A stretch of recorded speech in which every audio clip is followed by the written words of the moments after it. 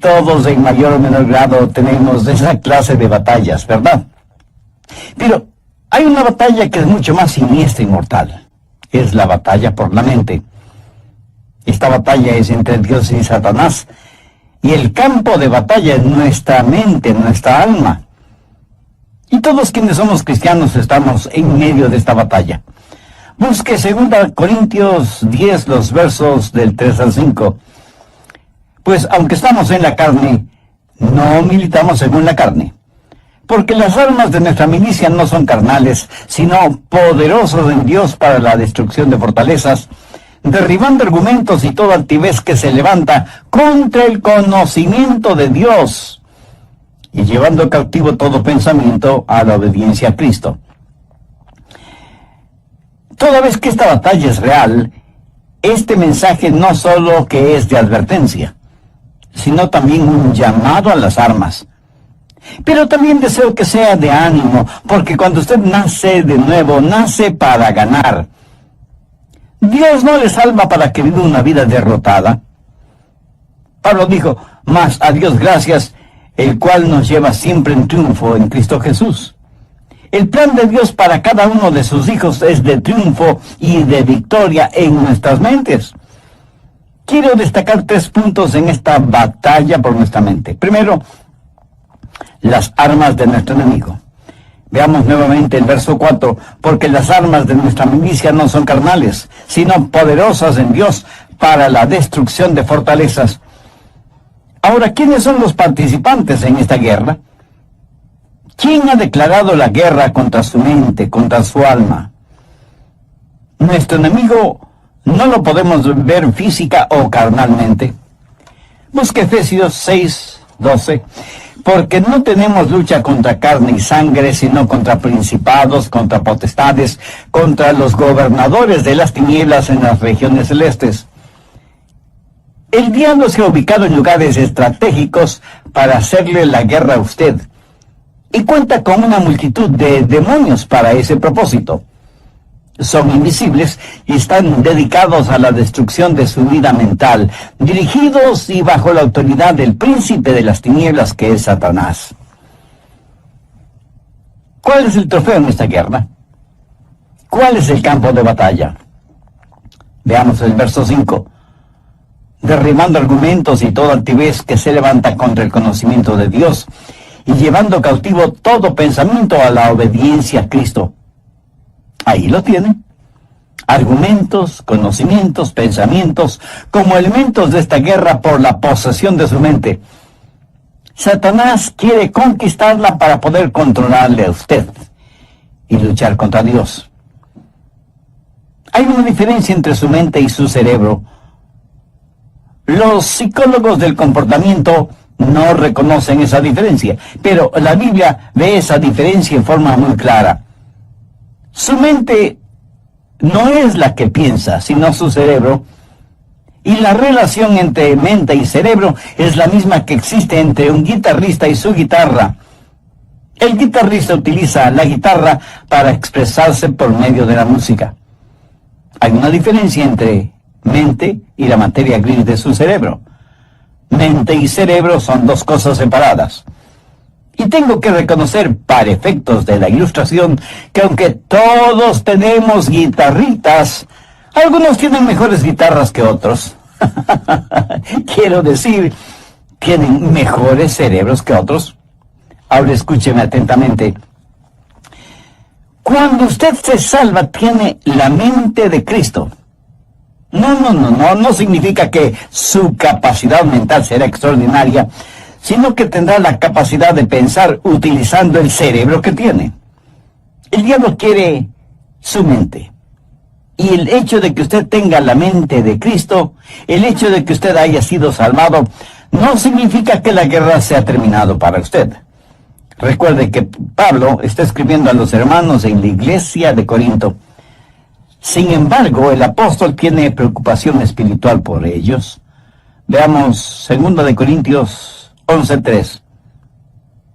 Pero temo que como la serpiente con su astucia engañó a Eva, vuestros sentidos sean de alguna manera extraviados de la sincera fidelidad a Cristo.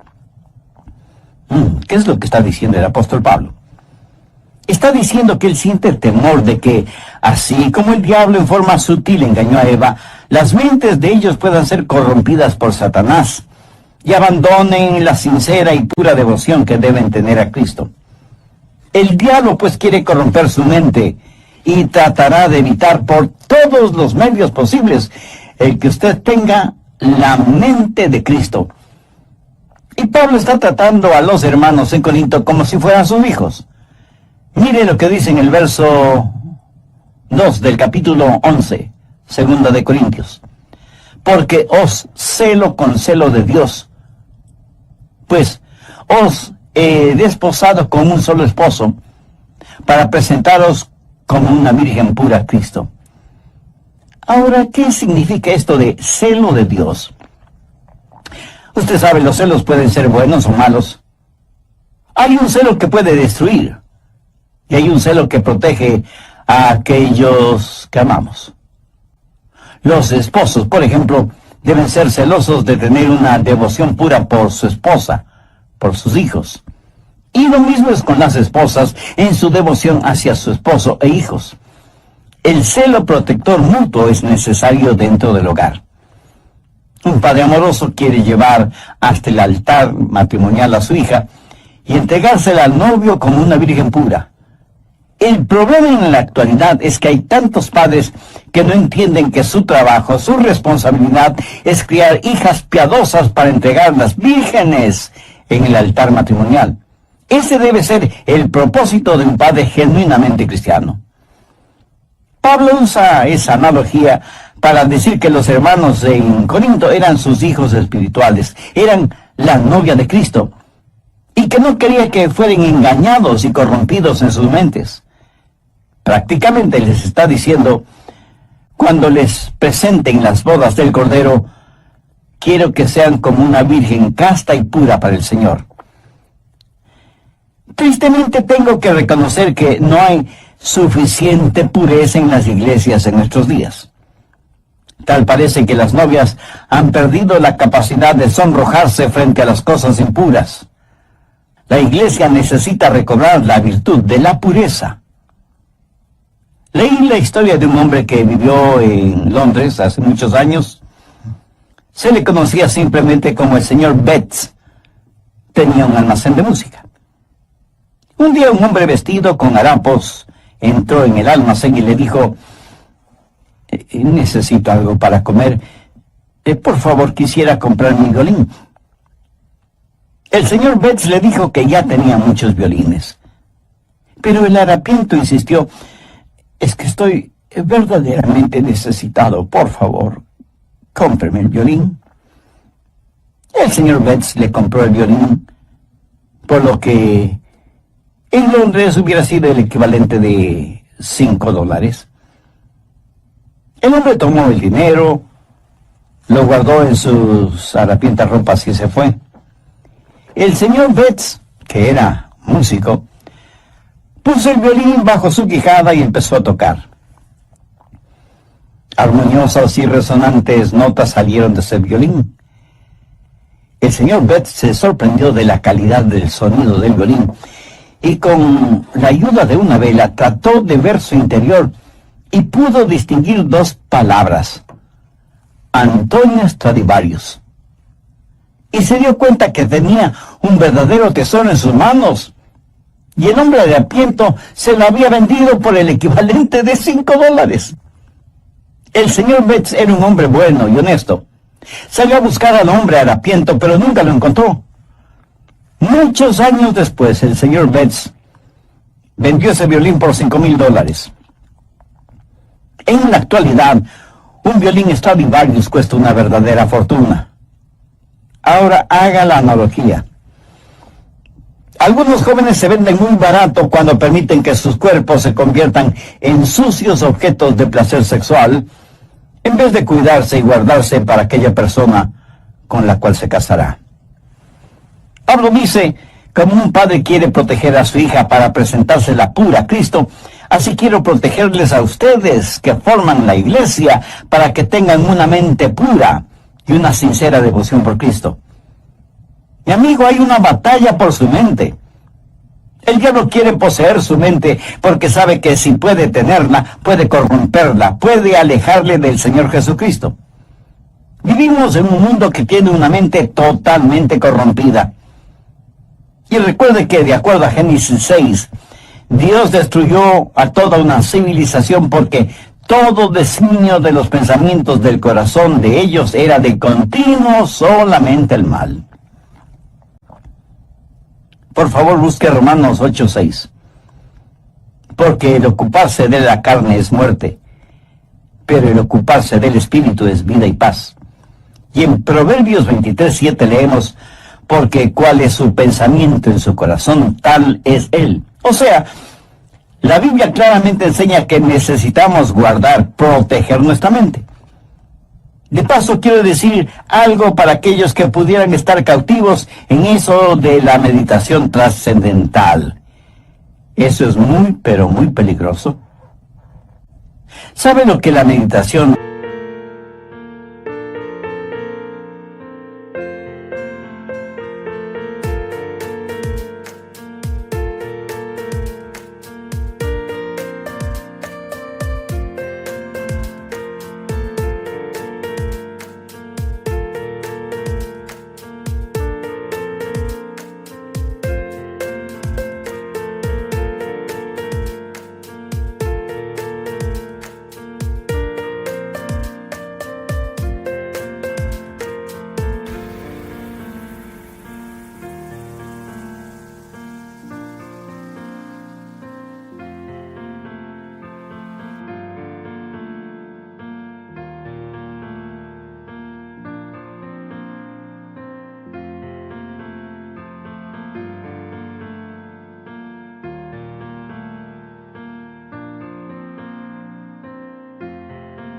trascendental hace?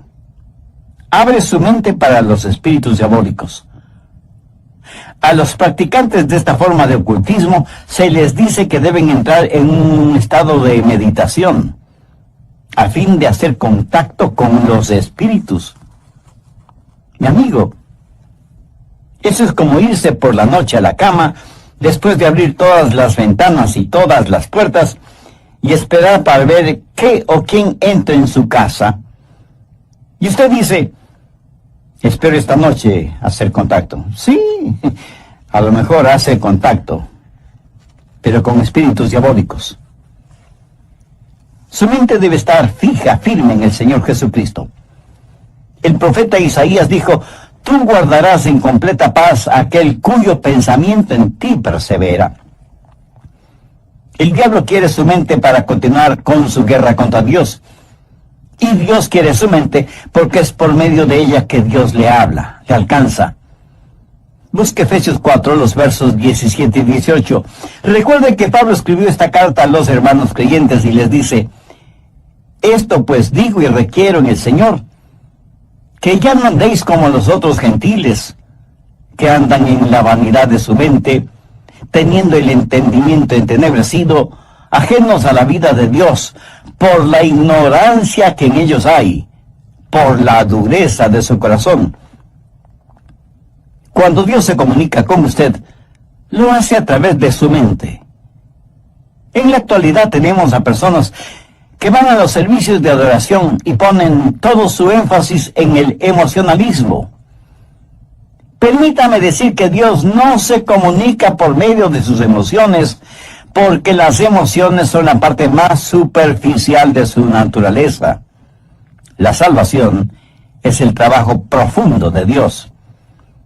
La gente se emociona con el ritmo de la música, se les pone la piel de gallina y dicen que han tenido una experiencia con Dios, cuando la verdad es que solo han tenido un hipo emocional. Dios se comunica por medio de la mente, y no estoy hablando de un racionalismo o intelectualismo, hablo de que Dios se revela en su mente, y que Dios nos cambia empezando con nuestra mente. En Efesios 4:23 Pablo dice, y renovaos en el espíritu de vuestra mente. Ahora, ¿cómo Dios le renueva a usted? En el espíritu de su mente. Usted puede cambiar su forma de vivir, cambiando su forma de pensar. Por eso en Romanos 12:12 el apóstol dice, no os conforméis a este siglo, sino transformaos por medio de la renovación ¿de qué? De vuestro entendimiento. Y aquí la palabra entendimiento significa mente. O sea que Pablo está diciendo que debemos ser transformados por medio de nuestra manera de pensar. Dios se comunica con usted por medio de su mente. Dios le cambia por medio de su mente. Y Dios le controla por medio de su mente. Recuerde lo que dice Romanos 8:6. Porque el ocuparse de la carne es muerte, pero el ocuparse del espíritu es vida y paz. Dios nos controla cuando le permitimos que controle nuestra mente. Y eso es exactamente lo que quiere hacer Satanás, controlar nuestra mente para poder controlarnos a nosotros. Por lo tanto, la batalla por nuestra mente es real. Segundo, la debilidad de nuestra carne. Y es muy importante el entender esto. En nuestra propia carne, todos somos débiles. 2 Corintios 10:3 dice, pues aunque andamos en la carne, no militamos según la carne. En otras palabras, su carne, o sea, su estado natural, de ninguna manera tiene lo que se requiere para tener un proceso mental correcto. Y porque vivimos en la carne, todos tenemos problemas, desilusiones, enfermedades, todos experimentamos las cosas mundanas de la vida. Y no piense que porque usted es ya salvo, va a vivir en un planeta diferente, inmune a las realidades de la vida en la tierra. Algunas personas se encierran en monasterios pensando que así vivirán vidas santas. Se cuenta de un hombre que decidió entrar en un monasterio cuya regla principal era el silencio. Podían decir solo 2 palabras al año. Al cumplir el primer año fue llamado por el superior del monasterio, quien le dijo, ya tienes 1 año aquí y puedes decir tus 2 palabras. Y el hombre simplemente dijo, cama dura. Después del segundo año, sus 2 palabras fueron mala comida. Al tercer año y frente a su superior dijo, me voy. Y su superior le contestó, está muy bien que te vayas porque en los 3 años que has estado aquí, lo único que has hecho es quejarte. Aunque vivimos en la carne, no es contra los partidos políticos, ni contra la oficina de impuestos, ni contra Hollywood, ni contra suegros, especialmente las suegras. La batalla de la mente es contra Satanás, y usted nunca podrá ser más listo que el diablo. Él se burla de nuestros esquemas, ridiculiza nuestras organizaciones, y aunque muchas personas piensan que esta batalla puede ser ganada por medio de la educación, eso no es cierto. Ahora escúcheme, de ninguna manera yo estoy en contra de la educación. Pero si usted educa a una persona que no conoce al Señor Jesucristo, lo único que hará es tener una persona más peligrosa, porque seguirá siendo un diablo, pero bien educado. Antes de ser salvo, yo tuve un amigo que era alcohólico y asistió a varios programas para rehabilitarse, pero luego aceptó al Señor Jesucristo como su Salvador, y esto es lo que él me compartió. Yo asistí a esos programas sin conocer al Señor Jesucristo. Era un borracho consuetudinario, y de esos programas salí siendo todavía un borracho, pero ahora tenía educación. Lo ve, la educación no es la respuesta. Pero tampoco la legislación es la respuesta para la mente. Las armas de nuestra guerra no son carnales. ¿Cree usted que las leyes pueden controlar la forma de pensar de los seres humanos? En la actualidad estamos tratando de tener leyes para controlar lo que pensamos. La ley castigará toda manifestación de odio, verbal o físico. Sin embargo, ninguna legislación puede obligarnos a amarnos unos a otros o a odiarnos unos a otros. Las leyes solo pueden restringir la maldad, pero no pueden impulsar la bondad. Así que ni la educación ni la legislación son la respuesta. El medio ambiente tampoco es la respuesta. Pablo dice que las armas de nuestra guerra no son carnales, y la educación, la legislación y el medio ambiente son métodos carnales. Esas son cosas que la gente puede hacer sin el Señor Jesucristo. ¿Cree que si usted tiene un mejor medio ambiente, eso cambiará su manera de pensar? Bueno, solo quiero que recuerde que Adán y Eva se metieron en problemas estando en el jardín del Edén. Y usted no puede pedir mejor medio ambiente que ese, ¿no le parece? Sin embargo, ellos fueron engañados porque Satanás manipuló sus mentes. En una institución mental estaban tratando de determinar si ciertos pacientes estaban listos para ser dados de alta. Los pusieron en un cuarto, abrieron las llaves del lavabo hasta que el agua se desbordó, les dieron unos trapeadores y les dijeron que debían limpiar el cuarto.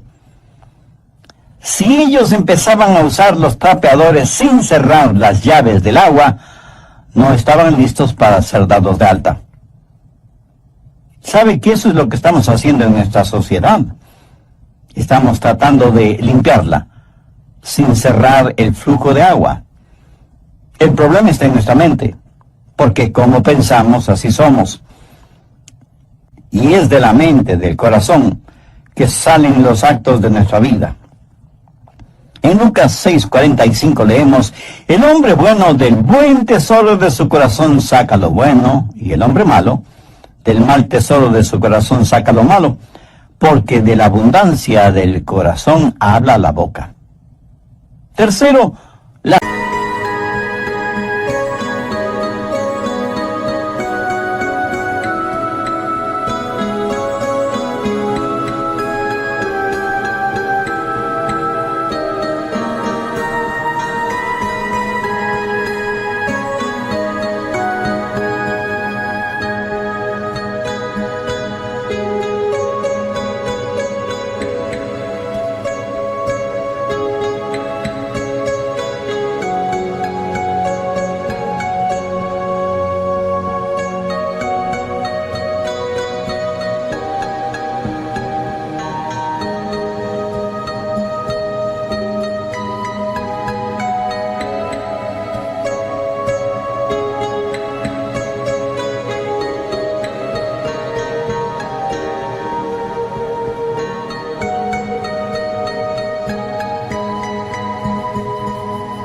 armas de nuestra batalla.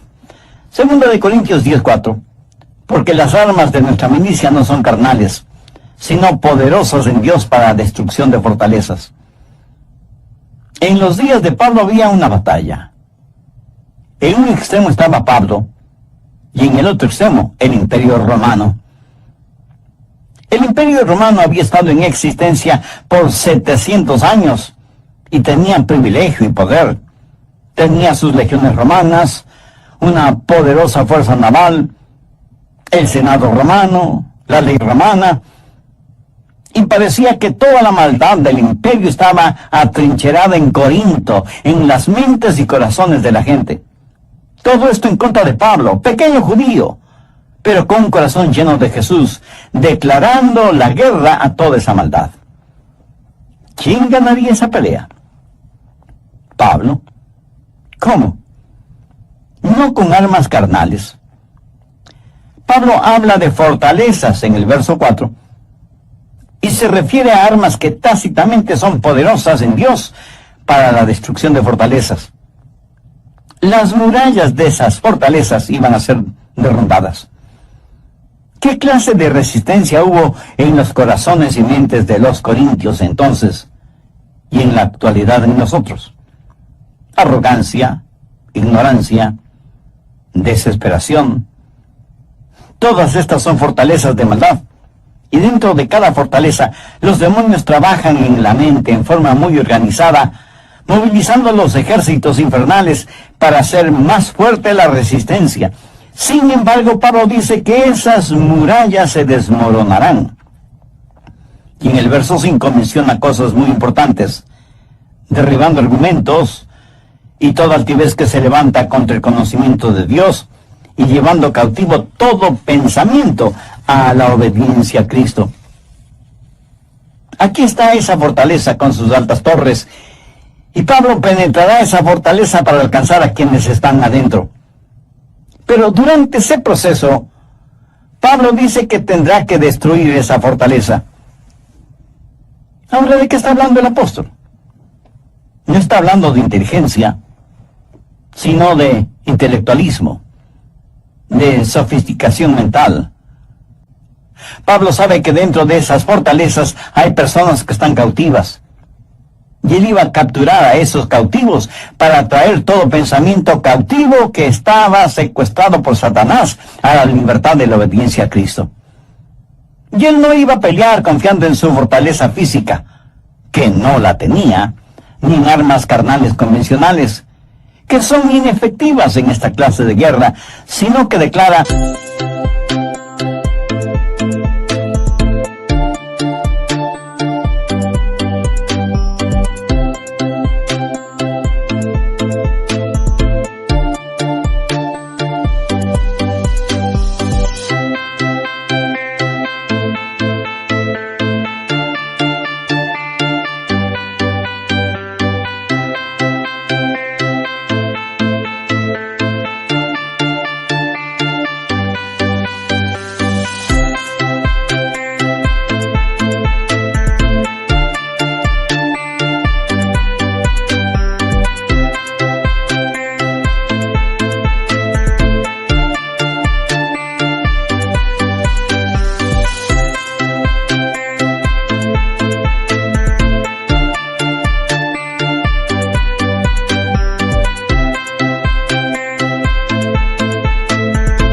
porque las armas de nuestra milicia no son carnales, sino poderosas en Dios para la destrucción de fortalezas. Pablo dice, las armas de nuestra milicia. ¿Y cuáles son esas armas? En primer lugar, la soberanía de su comandante. Mire lo que dice en el verso 7. Miráis las cosas según la apariencia. Si alguno está persuadido de sí mismo que es de Cristo, esto también piense de sí mismo, que como Él es de Cristo, así también nosotros somos de Cristo. En otras palabras, Pablo dice que pertenecemos a Cristo. Él es nuestro comandante supremo. En Potsdam, durante la guerra, los japoneses le dijeron a Inglaterra y a los Estados Unidos que no se rendirían.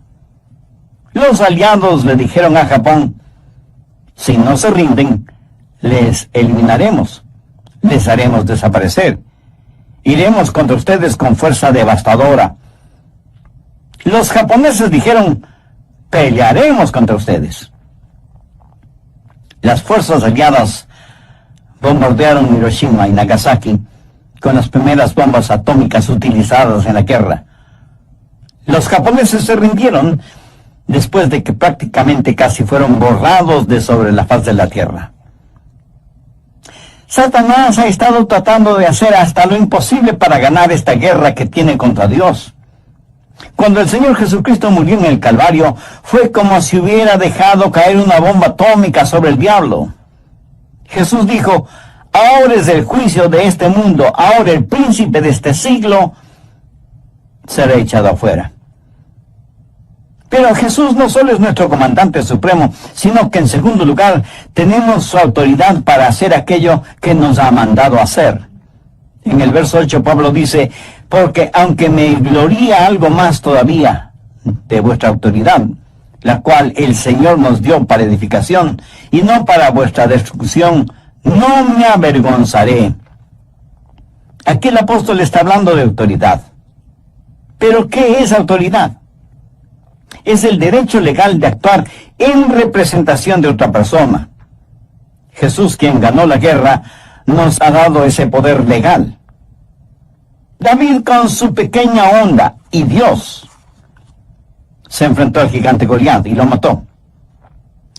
Yo, francamente, preferiría tener una pequeña onda y la ayuda de Dios que la espada de Goliat sin Dios. Jesús nos da esa autoridad. Anote al margen Lucas 10, los versos 19 y 20, que registran las siguientes palabras del Señor Jesús. Y aquí os doy potestad de hollar serpientes y escorpiones, y sobre toda fuerza del enemigo, y nada os dañará. Pero no os regocijéis de que los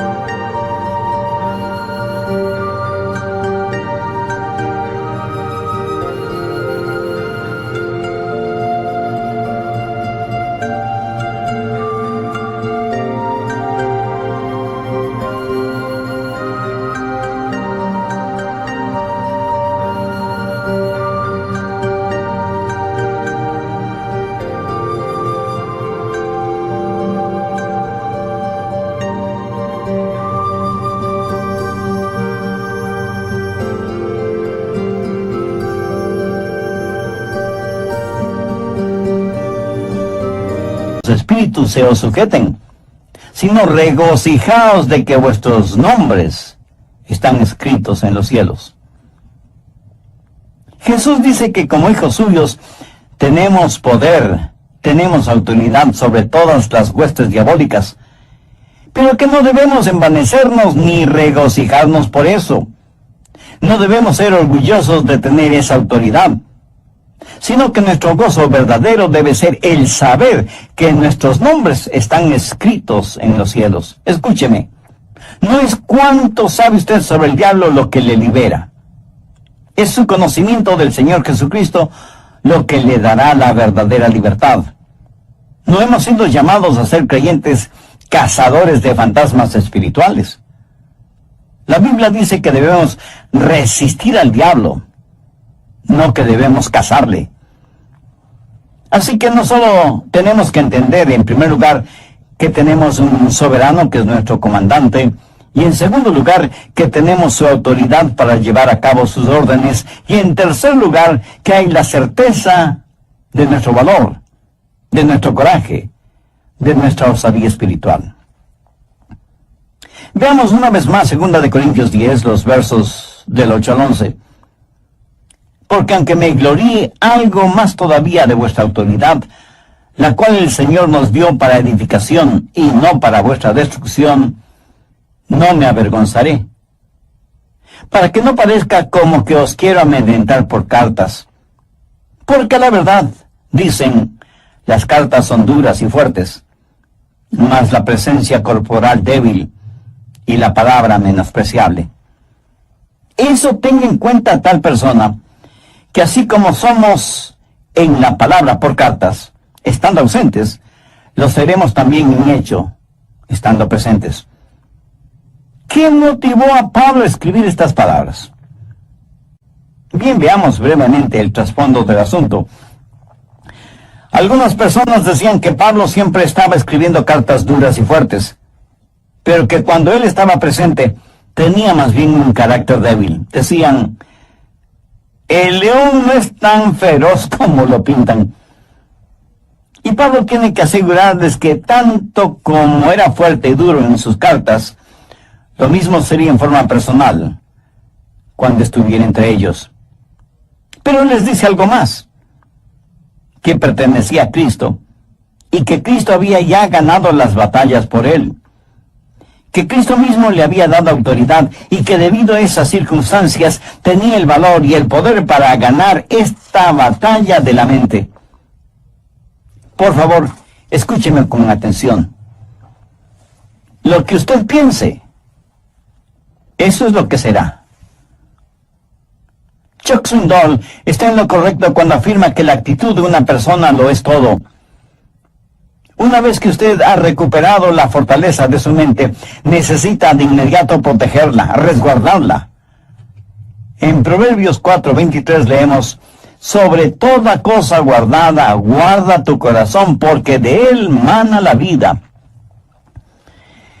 En los aeropuertos de las más grandes ciudades metropolitanas del mundo, Las medidas de seguridad son realmente impresionantes. Sensibles detectores metálicos avisan al personal correspondiente si usted tiene en sus bolsillos llaves, monedas o cualquier otro objeto metálico. Detectan anillos, aretes, collares, pulseras, relojes. Y en la actualidad las cámaras de rayos X pueden ver la totalidad del cuerpo humano. Por si alguien trata de llevar oculto entre su ropa íntima algún objeto o sustancias prohibidos. A veces pienso que sería formidable el tener esos sofisticados detectores a la entrada de las iglesias para detectar el pecado. Pero si tal cosa fuera posible, estoy seguro que nadie quisiera entrar en las iglesias, ni siquiera sus pastores. En Filipenses 4:8 Pablo dice: por lo demás, hermanos, todo lo que es verdadero, todo lo honesto, todo lo justo, todo lo puro, todo lo amable, todo lo que es de buen nombre, si hay virtud alguna, si algo digno de alabanza, en esto pensad. Dios nos hizo de tal manera para que no podamos pensar en dos cosas distintas al mismo tiempo. Permítame explicar de esto. Si usted está pensando en algo que es bueno y correcto, de ninguna manera puede pensar al mismo tiempo en algo malo e incorrecto. Y usted no tiene que ser inteligentísimo para ver la lógica de esta declaración. Y aunque ya lo he mencionado varias veces, usted es lo que piensa. Proverbios 23:7 dice: porque cuál es su pensamiento en su corazón, tal es él. Proteja su mente. Tenga al Señor Jesús como el punto central de su mente. No permita que el diablo le robe la devoción de su corazón puro hacia el Señor Jesucristo.